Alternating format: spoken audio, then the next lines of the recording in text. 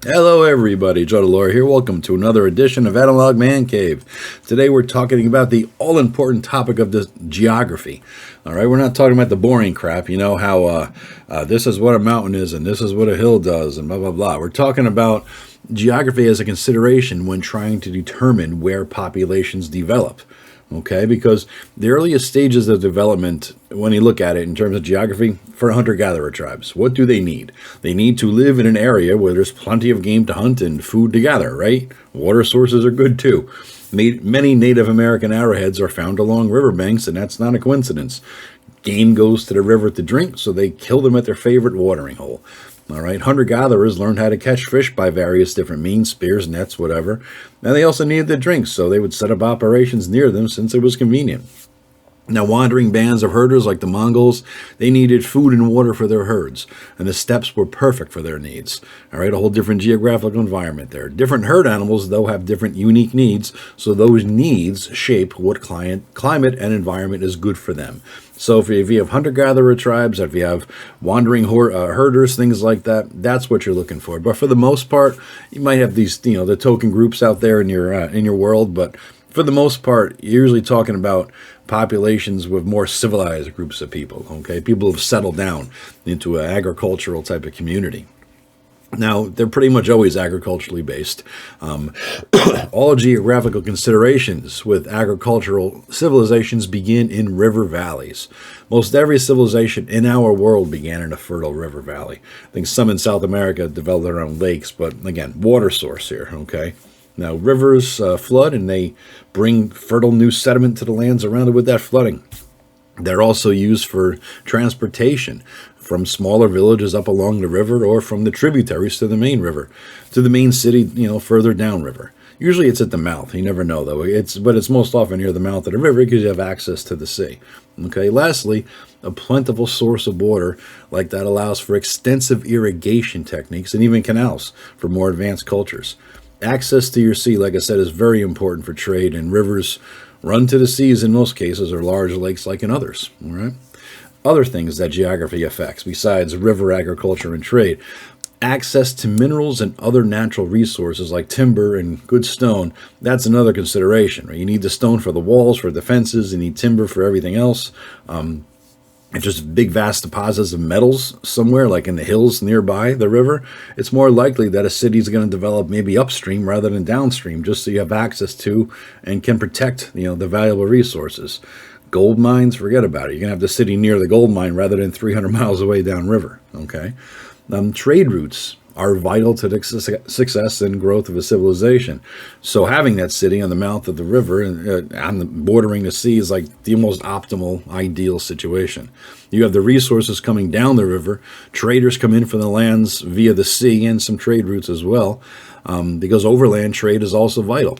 To the extent that a population center is situated in a land with terrain suitable for roads like Rome, so they could reach and influence various other cultures, they're going to be extremely powerful, okay, extremely powerful. Good roads and general accessibility to various regions overland is also vital for military purposes. If a country can move its armies quickly overland to deal with hostile threats or just to invade their neighbors, they have significant advantages, not just in terms of speed, but in terms of logistics, meaning they can supply their army well. Okay, the army is going to go ahead of the wagons that are bringing all the food, for example, right? So you need to have that logistical supplied. Good roads help with that. Mountains provide barriers that invading armies have to deal with, unless you're Hannibal and you got a bunch of elephants, I guess. But conversely, open areas of land with no natural defenses, like a river, that was a decent defensive point, or a lot of hills or mountains. If you're just wide open stretches of land, you're more likely to be invaded. That's why the Great Wall of China was built, right? That's why the Mongols whooped ass all over the world. Okay. Natural geography can also influence how something like a city or a town is actually laid out. If you have an area where two rivers meet, you got a situation like Pittsburgh. Check it out on a map to go and see what I mean. I used an old map of Pittsburgh that I found online as I think Silvery Moon or Sundabar, one of those two towns in the Forgotten Realms, because it's perfectly designed. It's basically an island that was set up as a fort in the middle of two rivers crossing, so it's in the shape of a triangle. And then from that, the whole city of Pittsburgh develops. It's interesting. I thought it was just I didn't realize it was a fort at all. So anyway, yeah, check it out online. A couple hundred years ago, you'll see a neat map for it. Now, civilizations take advantage of natural terrain features for defensive purposes. Like, you build your city on a high, on a big hill or a cliff face behind you or something like that. You got only a couple sides you have to defend, right? So sometimes too, like multiple rivers, if your city, let's say Pittsburgh, for example. Pittsburgh could have expanded later on, I'm sure it probably did, into the shores, not just that middle point. Okay, so now you have bridges that go across the river. So they have to build their city around the bridge. I think Constantinople did that too. They were on two sides of the river, so you need a big ass bridge to go across the river, right? So, and that could give you defensible positions as well. Like I said, the high walls, you might be able to, I think, draw a chain across the river to prevent invasion. Makes it a little bit more difficult. If you have high cliffs on either side of a river or a narrow inlet to get to your city up the river, that's a defensible position, right? So basically, the city will be designed around what is already there rather than try to create these sorts of things. It's just too expensive otherwise, okay? Now, geography also influences cultural development in many ways. Look at the cultural dress of the Arabs, traditional, for example, the long robes, and it basically is designed as clothing to deal with the desert. But it's now worn every day, even if there's no desert in sight. It's just traditional clothing. Okay. Beyond clothing, artistic expression is also shaped by geography. The landscape is depicted in their art most often and not, and materials available to them for their artistic expression, like various things they use for pigments or inks or whatever, that's determined by the geography of the region as well. All right, so even the color palette is influenced by the local geography, because you basically want to recreate what you're seeing all the time. All right, stories and myths reflected by the geography. A desert-dwelling people will have very different myths and legends than an island people, for example. Now, as a byproduct of trade, which again was determined by geography, you're going to get cultural influences from the lands around you. Languages will mix, different art forms will spread, styles of dress, they're going to blend and mingle together. Philosophies and religions will spread, priesthoods may gain or lose power. This may lead to wars or persecutions or purge the heretics and all that, right? You're also going to get alliances and marital unions to preserve the peace.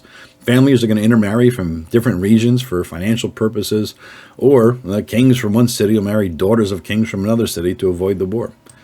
Lastly, geography also determines how much a city can grow or expand.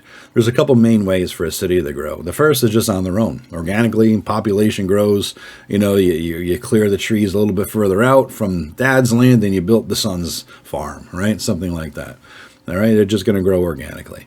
The second is through war and conquest. That's basically I want more. I want what you have. I'm going to go take it. Oh yeah, fight me, and they do, and someone wins, right? So the third, and this is where the PCs may come in, is an exploration.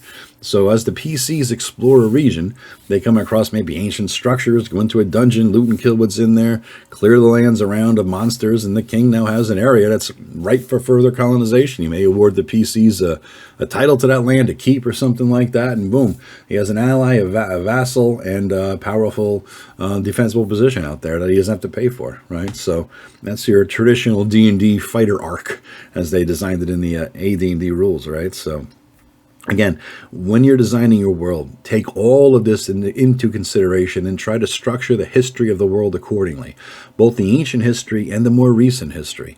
Trace the early settlements of the world and figure out what happened over time between them, say in 100-year increments, right?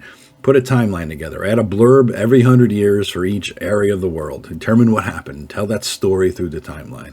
And bring it up to date until a couple hundred years of the present moment, all right? Because that's what the next video is going to be. Writing up the most recent 300 years.